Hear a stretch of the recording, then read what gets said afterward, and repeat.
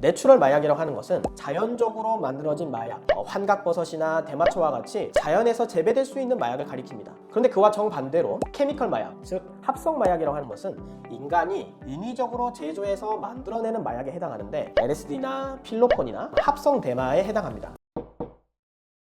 안녕하십니까. 형사 전문 변호사, 검사 출신 임성열 변호사입니다. 오늘은 대마와 합성 대마, 그 이름은 매우 비슷하지만 그 처벌은 하늘과 땅 차이에 해당하는 두 가지 마약에 대해서 그 차이점을 알아보도록 하겠습니다. 대마와 합성 대마, 이름 거의 비슷한데 거의 동일한 마약이지 않나요? 라고 물어보시는 분들이 있는데 전혀 그렇지 않습니다. 일단 마약에 대해서는 크게 두 가지로 나뉘어집니다. 내추럴 마약과 케미컬 마약의 그 종류인데요. 내추럴 마약이라고 하는 것은 자연적으로 만들어진 마약, 환각버섯이나 대마초와 같이 자연에서 재배될 수 있는 마약을 가리킵니다. 그런데 그와 정반대로 케미컬 마약, 즉 합성 마약이라고 하는 것은 인간이 인위적으로 제조해서 만들어내는 마약에 해당하는데 LSD나 필로폰이나 합성 대마에 해당합니다. 따라서 자연적으로 만들어지는 마약에 해당하는 것인가 아니면 인간이 인위적으로 만들어낸 마약에 해당하는 것에 따라서 전혀 다른 마약이 되는 것입니다. 일단 먼저 대마는 대마초에서 추출된 자연적인 마약에 해당합니다. 내추럴 마약으로서 이와 같은 대마를 단순하게 투약한 경우에는 최대 5년 이하의 징역 또는 5천만 원 이하의 벌금에 해당합니다.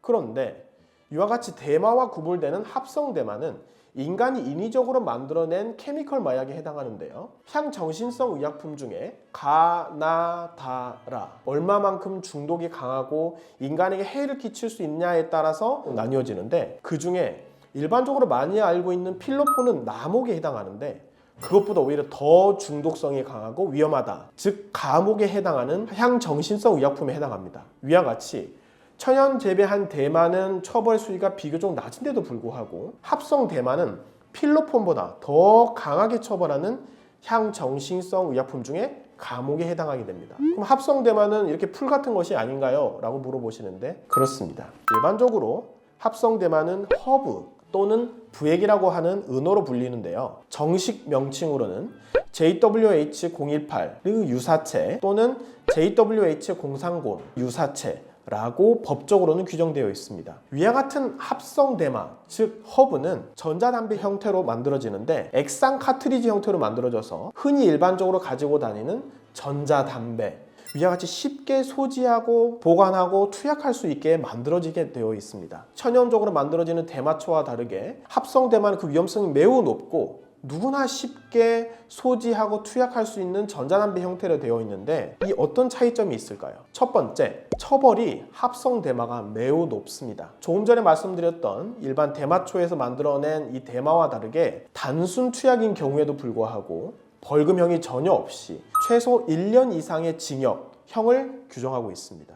이것을 매매까지 하게 된다면 최소 5년 이상의 징역, 즉 5년 이상 30년 이하의 징역형만을 규정하고 있습니다. 이는 형법상 살인죄와 같은 정도의 처벌 수위입니다. 또 하나의 강력범죄에서 아동 성착취물을 만들었을 때도 동일하게 징역 5년 이상을 규정하고 있는 것을 보면 합성 대마를 사고 팔 때는 마치 사람을 죽인 것과 같은 아동 성착취물을 만든 것과 같은 가장 높은 형을 규정하고 있는 것입니다. 이와 같이 똑같이 대마라는 내용이 들어가 있지만 대마는 5년 이상의 징역형이나 벌금형이 가능하지만 합성 대마는 거의 살인죄와 같은 가장 높은 형을 규정하고 있는 것입니다. 이와 같이 본인이 현재 그냥 전자담배 있으니까 그렇게 피게 되더라고요.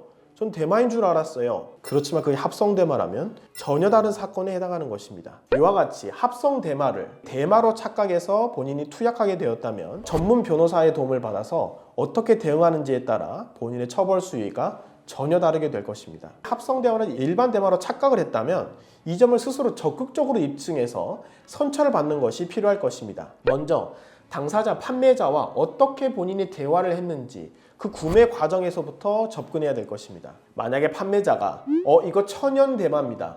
이거 안전한 대마예요. 또 이거 합법적으로 올해 재배된 겁니다. 라고 표현을 사용했다면 구매자가 본인이 투약한 사람이 충분히 오해했을 만한 그 주요한 증거가 됩니다. 요즘에는 텔레그램을 많이 사용하게 되는데요. 텔레그램을 구매할 때는 그 특성상 판매자인 상대방도 강제 삭제하는 기능을 사용할 수 있습니다. 저 텔레그램 했는데 이미 지워져 버렸어요 라고 한다면 가장 주요한 증거를 놓치게 됩니다. 따라서 사건 초기부터 실제 투약한 것이 데마인지 합성 데마인지를 정확하게 판단을 하고 본인이 선처를 받을 수 있는 부분이 있다고 하면 빨리 텔레그램으로 그 증거가 삭제되기 전에 해당 내용을 캡처해서 해당 내용이 현출될 수 있도록 빨리 변호사와 상담하고 증거를 확보해야 됩니다. 위와 같이 판매의 과정에서 상대방과 카카오톡, 문자, 통화 내용, 그리고 녹음까지 담겨져 있다면 실질적으로 해당 증거들이 삭제되기 전에 본인의 현재 마약 투약 내용이 무엇인지 확인을 하고 사건 초기부터 증거를 확보할 필요성이 있습니다.